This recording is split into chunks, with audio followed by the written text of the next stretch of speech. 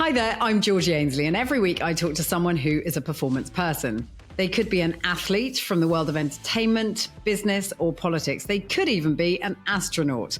The key link is, of course, that they all know how to perform at the top level, and they can teach us all a thing or two about how to do that in our own lives at whatever it is that we do. Performance People is available wherever you get your podcasts, or of course you can watch us on YouTube, where you can also subscribe, and please do.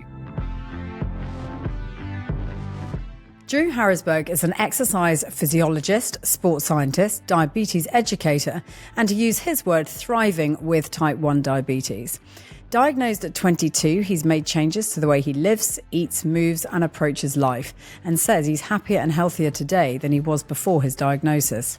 He's developed a 5-pillar plan to help others to prevent, manage, and reverse disease. I felt like I was in the prime of my life, like early 20s.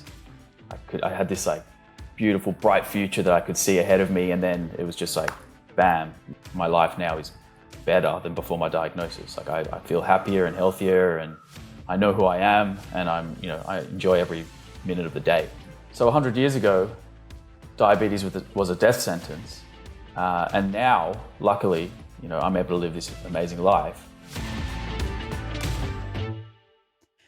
Drew, you're probably going to think this is the worst thing in the universe, but earlier on tonight, I didn't have much time before we ended up doing this pod chat, and I was struggling to put the kids to bed, and everything was just a disaster all at once. So I didn't have much dinner. I had a sausage and a muffin, which obviously is catastrophic in terms of good diet and good nutrition. But I was thinking to myself, we're doing this pod now, which is somewhat an hour later after I've had my sausage and said muffin. But we're chatting now to you, and I was thinking, God, you probably never have a day, do you, where you just eat random rubbish just to get through the day and have enough energy to move, through the day. I guess that never happens to you, and it can't, right? Because just explain why that's something that you cannot do. Well, firstly, I wouldn't say it's catastrophic if it's a one-off, but if you're eating that every meal of every day, then it's probably not so good for you. But no, you're right. So for me, living with type 1 diabetes, mealtime is essential to get right. I have to plan ahead, and I have to know exactly what I'm eating, and I have to be able to calculate exactly how many grams of carbs, protein, and fat are in each meal so that I can give the correct dose of insulin. So it's mathematics all the time. It's always planning, it's always counting, and it can get, a little bit exhausting after a while. But sometimes if I'm in a position like you were in just then, where you have the opportunity to either reach for a meal that is not that healthy or skip the meal, sometimes I just don't eat the meal. So, it's sort of juggling these two things, and it's not that easy. So like you say, it's doing maths before every mealtime. So has that turned you into this super organized planning aficionado, because you just have to do that? That's how way you have to live your life these days. Yeah, it requires a lot of planning, but I'm also, over the years, I've gotten better at just letting go, and I'm okay with being imperfect. Sometimes, a meal for me will be, I guess, a few pieces of fruit instead of a really balanced meal with, lots of different vegetables and whole grains and all these things. If I'm in a rush, sometimes it'll be, an apple. If I have to do that, I will. And I surrendered to the fact that I'm not going to get it right every time, and you can't plan perfectly. So I do my best, but if I have to, miss a meal or eat something that's not ideal, then I'm okay with that as well. So you didn't always have type 1 diabetes. So how did this whole thing come about? How did it happen? How did you find out about it? Yeah, my diagnosis was a little bit different to most people. It was a unique sort of situation. I was 21, 22 years old. I'd finished university as a sports scientist, and I was trying to get accredited to become an exercise physiologist. I wanted to work with elite sports teams, maybe a rugby team in Australia, or travel overseas and work with an elite, football team or something. And I was getting my accreditation, and I noticed that over, a period of a few months that my health was just deteriorating. And the signs are very obvious when you know what you're looking for, but when you're in the middle of it, you're almost too close to it to see what's going on. So the main things that I was experiencing were severe thirst. I was always drinking water all day, all night. I was waking up in the middle of the night, drinking a lot of water, needing to go to the toilet all day, every day, exhaustion, so tired, falling asleep everywhere. I fell asleep driving my car multiple times. I fell asleep in a job interview face to face with the man who was trying to get me the position at this hospital that I was working at. So I was just exhausted. I lost a lot of weight. I'd lost nearly 15 kilos in maybe 4 to 6 months. So all of these signs and symptoms.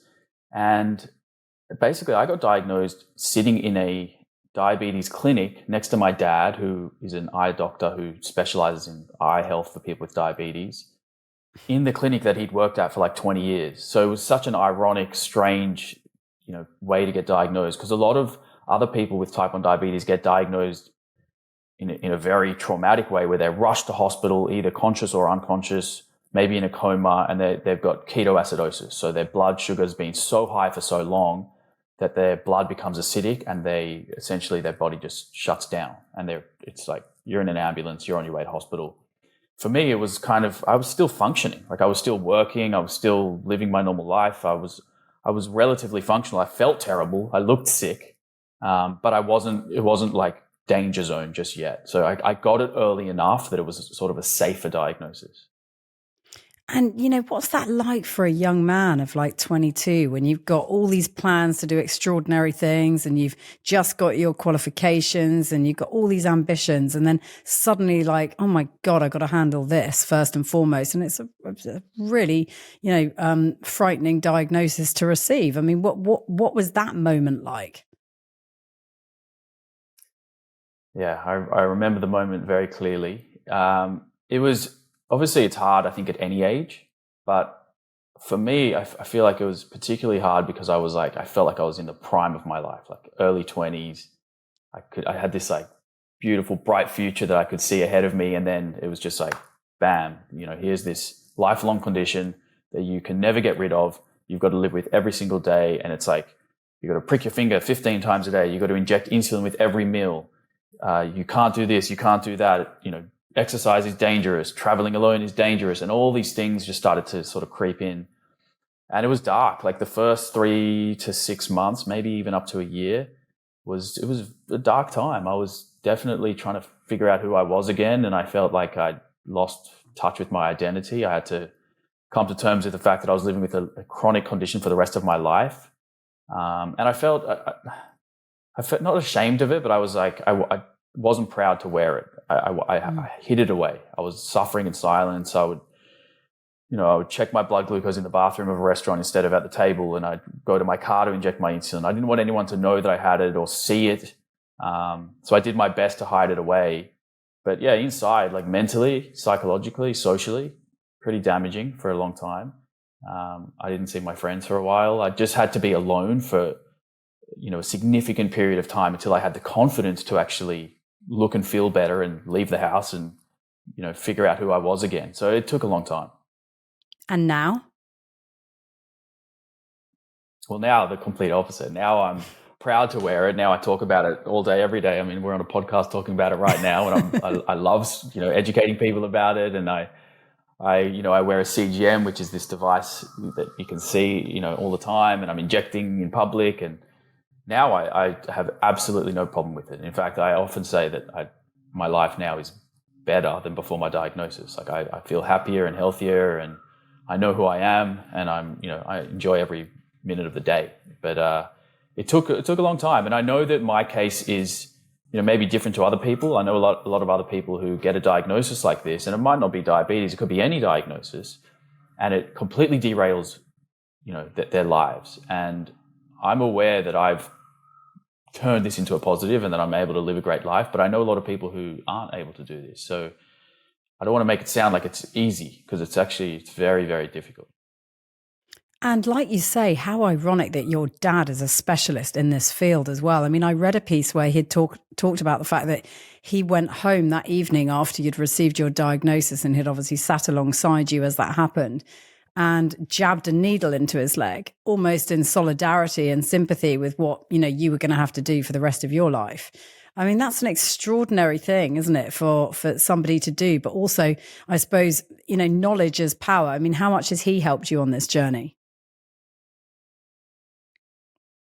Yeah, it's so ironic. I mean, he literally dedicated like most of his career to saving the sight of people who've had poorly controlled diabetes for a long time, because some of the complications are you have damage to the fine vessels, so your eyes, your nerves, kidneys. So he's dealing with people who have these eye conditions related to diabetes, and then he's working alongside this diabetes clinic for many years, and then all of a sudden I'm diagnosed with the same condition in the clinic that he worked at. You couldn't even script this. So yeah, I mean, he jabbed a needle into his leg, which, good on him, sounds brave, but to be honest, the needles are so small these days, sometimes you barely even feel them enter. Back in the day, you'd have to get a syringe and draw up this, out of a vial, this long needle, but now they're like these tiny little things. So still, I'm happy that he did it for me. Thank you, Dad. Yeah, I mean, like, thankfully the technology as well has changed so much over the years. Like when I was diagnosed, I was doing these finger pricks and drawing blood, 15, 16 times a day, and my skin was destroyed. I had calloused hands and waking up in the night and drawing blood and all these things. Now you've got this CGM that talks to your phone. You've got this data coming in all the time. I don't have to draw blood anymore. The insulin needles and pens are amazing. And so you can still live this, fantastic life with diabetes, thankfully. It's weird, isn't it? I had 3 years and probably about 8 rounds of IVF. So I know what it's like to jab a needle into my stomach again and again and again, and the bruising that you can get from that, and, just that repetitive nature of having to do something because you've got to see, you want an outcome or a particular outcome. I mean, how does it how have you learned to sort of just make it part of your daily routine, make it part of your life, and as less intrusive as possible, if you like? Yeah, I think that a condition like this, you actually have no choice. Like, it's life or death. You've got to give the injections. It's just something you have to do. And I came to terms with that very early on. Thankfully, I mean, I remember the first injection I had to give, and I was so hesitant. I didn't know if it was going to be painful. I didn't know what it would feel like. And I couldn't do it. I was like, pinching the skin, and I just was hovering there waiting. And then I just kind of like closed my eyes and jammed it in. And I was like, I didn't feel a thing. And then, I realized that thankfully, like, I'm blessed that insulin was invented 100 years ago. If I was diagnosed with type 1 diabetes 100 years ago, it's a death sentence. You may live out a few weeks or maybe months if you're lucky. And the treatment back then was a starvation diet. So the only way to stay alive was to literally be on a diet of 0 carbohydrates and essentially so low calorie that you're just trying to keep your blood glucose in range for as long as possible before it gets out of range, and then it eventually kills you. So 100 years ago, diabetes was a death sentence. And now, luckily, I'm able to live this amazing life. It still is a full-time job. Like, the job of somebody with diabetes is to manually manage a organ that no longer works and a system that's meant to be automatic. And you've got to manually do it every single day, checking your blood glucose at key times of the day, before and after meals, before and after workouts, before bed, first thing in the morning, pretty much all the time. And then you're injecting insulin, and you've got to figure out what is the correct dose. If you overdose, the acute dangers are that you can lose consciousness, seizure, coma, even death. And the long-term complications of poorly managed diabetes are scary too. So it still is extremely difficult and dangerous. But if you know, as you say, knowledge is power. If you know what you're doing and you put in the effort and the work and the time required to actually learn how to do it safely, you can still live a really, really good, long, healthy life. And I mean, to look at you, you look super healthy. You're like the picture of good health. And so, whatever you're doing is clearly working. You live by these 5 pillars, don't you? What are they? Tell us about them. Yeah, the 5 pillars were they came about through the experimentation after being diagnosed. So immediately after being diagnosed, my thought was, life is over. What did I do to deserve this? It'll never be the same again. And the future was very, very grim. And then I had this amazing moment after I was diagnosed, literally the day after, where I was sent home from the clinic without any insulin at this stage, because insulin can be dangerous if you don't know how to use it properly. And they wanted to sort of get an understanding of what my lifestyle was like before they give me this insulin therapy, which can cause some problems. So I wake up the next day, I eat breakfast, and my blood glucose spikes to like 5-6 times the normal range, which was expected because I had no insulin. And I was deflated. Like I hated seeing that how high my blood sugar had gone. And then I went to the gym and I did a workout for an hour, like a full body workout. And after that gym workout, I checked my blood glucose again, expecting to see 25, 30, which was where it was at before. And then I saw that it was back down into the normal range. So that workout had done something to my blood glucose that had allowed it to go from 5 times the normal range back into that normal range. Wow. So that moment there was like huge for me because it happened on the first day after being diagnosed, which gave me an immense amount of confidence, gave me hope, gave me some positivity about the future. So that was the day that I sort of discovered the first of these 5 pillars, which is exercise. Exercise being an important part of anyone's routine, but especially if you have diabetes, it's this incredible way to stabilize your blood glucose levels. So then I experimented over the next few years with different types of exercise, high intensity, low intensity, steady state, strength training versus, all these other forms. And they all have unique, impacts on the blood glucose level. So some types of exercise make your blood glucose go down. Other types of exercise make it go up.